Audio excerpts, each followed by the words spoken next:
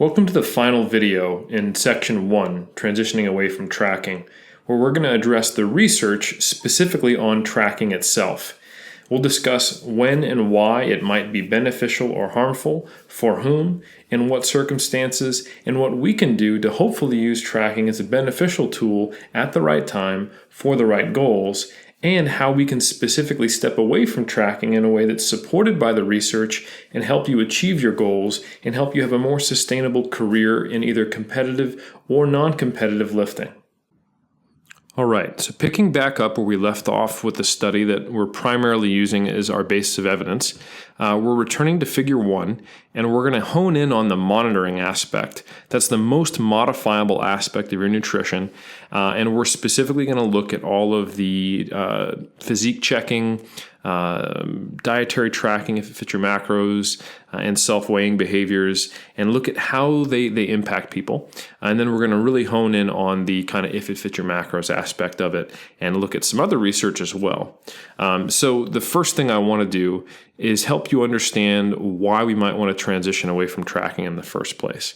A lot of you are habituated to tracking your macros and probably don't perceive it as a stress anymore.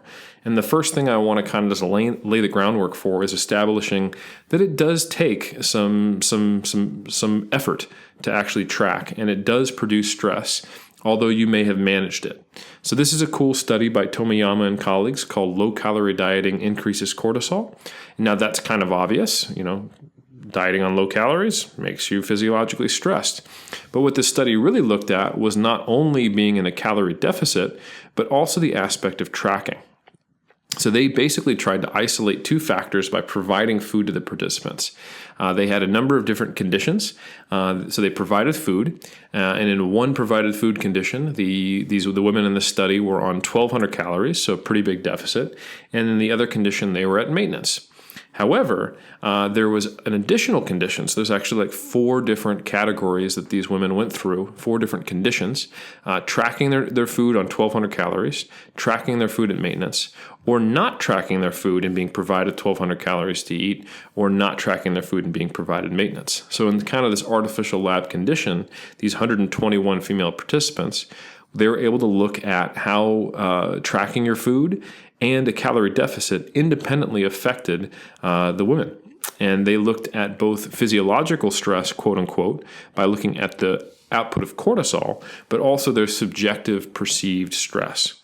Now, I just want to say really briefly that cortisol, while it is a quote-unquote stress hormone, it's quite normal for that to go up in an energy deficit because it's part of the hormonal cascade that is the normal response to being in a deprived state to help us tap into endogenous energy stores. So it's a bit of a mischaracterization to see cortisol as just bad or just a stress hormone. So it's pretty normal for it to go up, but it is a sign of a biological stressor.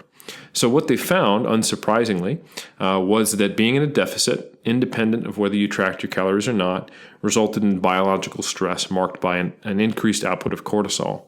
However, monitoring calories, regardless of whether you're in a deficit or not, resulted in an increased perceived stress. So while you may be habituated to the act of tracking, it doesn't mean that you didn't have to habituate to it. I like to say that although you are good at managing your stress, it doesn't mean the stress isn't there. And one thing I've seen anecdotally, personally, and with my athletes is that when stepping away from tracking, there is a sense of liberation that you didn't even know would come. And it gives a little more free time, a little more mental RAM, if you will, a little more just emotional freedom. And I think that actually pays off a bit more than people expect, and they don't know that until they experience it.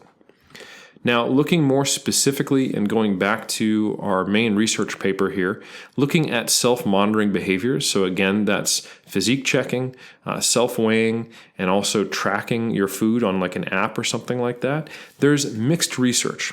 So there's some research that shows there's a relationship with tracking and self-monitoring behaviors and a range of eating disorder symptoms. And this has occurred both in those with clinical eating disorders and without, including athletic populations. Now, it's worth saying that this is not a ubiquitous finding.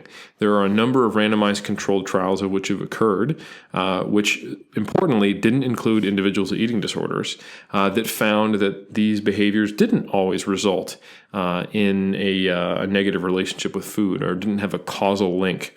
So essentially, we've got some studies showing that, hey, tracking your macros, weighing yourself, and checking your physique constantly can exacerbate disordered eating. And some studies saying, hey, that's probably not always true. And it may be that because we excluded people with eating disorders, that wasn't the case. However, the other research showed it happens to people even when they don't have eating disorders. So what's going on here? Well, our hypothesis is that these monitoring behaviors may only be detrimental if they're practiced in a rigid or inflexible manner. So again, going back to our previous video, just a reminder that if it fits your macros and flexible restraint are not the same thing. So while going to tracking macros may feel a lot more flexible than being on a very strict eating plan where you have to eat specific foods at specific times and you can't deviate from it, it doesn't necessarily mean that tracking macros super rigidly can't occur and can't be a negative. And that absolutely can be the case. So if you have to hit your macros to the specific gram where you kind of blow it, if you never eat out, if you won't eat anything where you can't accurately track it, if your scale comes with you all the time, if you're chasing down that grain of rice that falls off the scale, et cetera, if it stresses you out to not be able to track macros, those are all signs that perhaps you're taking a little too rigid or obsessive approach with tracking. And a lot of the times it comes down to how tracking is used. And I think it's important to kind of transition here to talking about eating based on internal hunger and satiety cues. Now, what the heck is internal hunger and satiety cues? Well, let's talk about the difference between internal and external cues. So an internal cue, pretty obvious. That's something that comes from inside of you. So that is your hunger. That is your satiety. That's your body's normal signals, which in a non-obesogenic environment like the modern Western world would keep you at relative energy homeostasis if you were at or near your body fat settling point. And then, of course, if you were very high in body fat or very low in body fat, they would drive you to be fuller or hungrier and then have you gain or lose weight to keep you where your body, quote unquote, wants to keep you. Now, of course, living in an environment with hyper-palatable foods that are constantly around and, being taught things by our family like eat everything on your plate or, having an unhealthy emotional relationship with food, etc., or, all the things that contribute to the obesity epidemic, we have people who eat for a lot of reasons besides satiety and hunger. So there's a line of research called intuitive eating. Now, intuitive eating is something that's been mischaracterized a lot and sometimes dismissed as pseudoscience, but it's absolutely an evidence-based strategy, and it's misunderstood because it's not a weight loss strategy. Intuitive eating is primarily based on helping people reestablish a healthy relationship with food and their body. And it comes down to having body appreciation. So appreciating the fact that your body has served you, it's why you're alive, and you have intrinsic value regardless of how high your body fat may or may not be. And it's not a weight loss strategy. It's all based around establishing a renewed intuition based on what your body's needs are. So eating based on what your body needs rather than on external or emotional reasons. And it's often mischaracterized as, hey, intuitive eating means eat whatever you want all the time, and this results in people eating, garbage. That's absolutely not the case. I think it's really important to point out that someone with, orthorexia or a bodybuilder with an eating disorder is not eating based on internal cues, and neither is someone with obesity typically. Someone with obesity often is totally ignoring their internal hunger, or rather their internal satiety and hunger signals, and they're eating for emotional reasons, they're eating for environmental reasons, they're eating due to self-esteem issues. Same reason, but different output, really. When you look at a physique competitor with disordered eating versus someone with obesity, they both have disordered eating. They're both ignoring these internal hungers and satiety cues, and instead using some type of external influence, whether that is their emotions and their environment, or whether that is, tracking macros and trying to achieve some kind of unrealistic level of body composition. So that's A. It's truly eating based on your body's actual needs, which takes a lot of counseling and development of skill to actually be able to identify those things when we're, walking by, KFC or smelling popcorn or feeling stressed and having been, our whole lives taught to deal with stress by eating, et cetera, et cetera. So certainly not an easy thing to do, but the goal is to get someone to have a really good intuition and awareness of their body's needs, so they're truly eating based on satiety and hunger. And then B and C, the second aspects and third aspect of intuitive eating is very similar to flexible restraint. It's recognizing that all foods serve a variety of important functions: taste, stamina, performance, etc., and they're context dependent, and stepping away from the notion that foods are either good or bad. So that's where there's a shared similarity between intuitive eating and flexible restraint, and that they're non-dichotomous and they don't have bad food lists, which really helps people step away from that binary thinking, that black and white thinking that seems to be at the root of many of these problems. Now, obviously, a weight-neutral strategy like intuitive eating is not perfectly applicable to bodybuilders who are typically in the off-season looking to slowly gain weight for the purpose of putting on muscle mass, or they are trying to drop body fat for competition.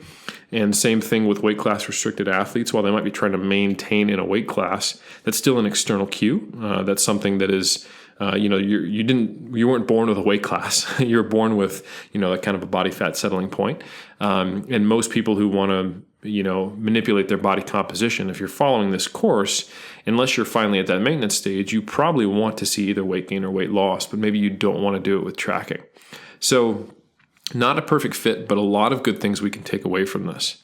And what we did was we focused on the positives and some of the utility from intuitive eating and made some recommendations. And before I get to the recommendations, first I wanted to say, hey, there's a fair amount of research on intuitive eating, and it shows that people improve their psychological health by following intuitive eating strategies and getting coached up on it.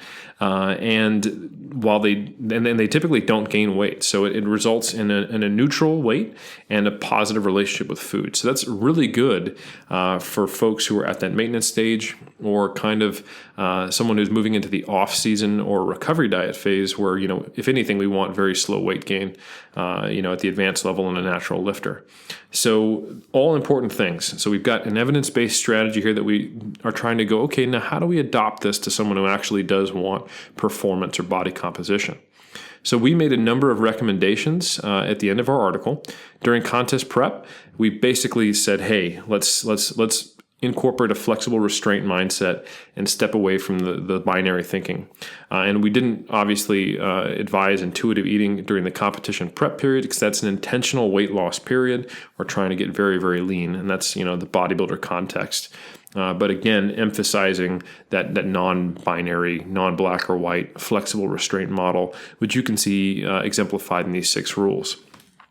However, once we get into the recovery diet phase, the transition to the off season, this is where we're trying to regain body fat and lean mass and overall body weight to get back to that healthy kind of athletically lean, reasonable but still sustainable and maintainable body composition for an off-season bodybuilder. And then starting to, most importantly here, number 3, reintroducing internal cues and getting someone to really focus on and relearn hunger. And as hunger and satiety hormones start to return to normal, this can become the complete transition where they're fully in the off season, and we use what we call a kind of a modified intuitive eating approach. So essentially, this is asking the athletes to adopt primarily internal cue guided energy intake while maintaining what I call sport supportive nutrition habits. For example, getting a decent sized serving of protein based on your body weight at each meal, eating at least 3 meals per day. And then while we are using primarily internal cue guided energy intake, there's still biofeedback. So if the goal is slow weight gain, we can go, okay, let's weigh ourselves semi-regularly, and then, okay, based on my rate of weight gain, if it's too fast or too slow based on my objective sport performance goals in bodybuilding, maybe I can just be less or more full. So that's still an internal cue. You're paying attention to how hungry or how full I am, but then modifying your energy intake based on that. So it's not quite intuitive eating because it's not weight neutral. It's not fully internal cue guided because you are getting some of that biofeedback. But the actual decision is based on your awareness and perception of your hunger and satiety. So that's an interesting combination of these factors. And that's the difference between using If It Fits Your Macros as a crutch or as a tool. So if it fits your macros, if you completely replace your hunger and satiety with it and just hit numbers, you can not only reduce your ability to be aware of these internal signals, but it can also be just objectively a poorer approach. If you think about it, some days you're more active than others. If you combine that with a workout and you have set macros, you might be in a deficit when you're trying to be in a surplus, and vice versa. You can have the same thing when, like if you have a very, very inactive day on an off day that's normally a training day and you had to change your schedule, but you hit your deficit macros, you might actually be at maintenance. So you can probably see better body composition outcomes if you can more closely match your surplus or your deficit that's intended with your actual energy expenditure. And that's why it's important to try to adopt these behaviors, as it can lead towards a more auto-regulated, individualized approach, especially in the off season. Now, with all of that said, it doesn't mean this is going to be an easy process. And I want to bring your attention to this last piece of research, which I think is perfectly titled, Learning to Eat Again, Intuitive Eating Practices Among Retired Female Collegiate Athletes. So this is a qualitative research piece, meaning they weren't comparing anything. They just wanted to get the experience documented of these athletes. So they took over 200 retired female athletes and interviewed them and asked them what it was like to retire and how that affected, their relationship with food. And they found that the good thing was that they felt liberated with regards to their eating following retirement from sport. And this included an alleviation of disordered eating practices. So among these women, many of them were eating purely based on external cues. Like if they were a gymnast, they had to stay light, they had to stay small, compact, or if they were in a weight class restricted sport, they were trying to eat to keep themselves in a certain weight class. They were eating foods based on performance. As you can imagine a marathon runner having to eat all that food to carb load, etc. It really doesn't matter if you're hungry or not. You've got to stay lean, but you've also got to be fueling your performance, etc., etc. So performance and body composition were dictating what they were eating. So after entire sporting career of ignoring their internal cues, it was, a difficult situation for them to get back to normal. They did have to actually learn to eat again. So while the positive eventual outcome was feeling liberated and alleviating disordered eating, these changes, however, required an effortful process of recalibration, end quote. And they had to relearn and to how to pay attention to satiety and hunger. Now, the good news is that you won't have to go through this difficult period of relearning that alone, because in the next section, where I hand it off to Steve shortly, he's going to be really helping you through that process. So you won't be alone. If you have any kind of fear about the process of transitioning away from tracking, unlike these women in the study who had to go through this recalibration phase and struggle with it, you're going to get a step-by-step process, and Steve Taylor's going to bring you through that. So without further ado, I'm going to finish this section and say enjoy, because I know you're in good hands with Steve.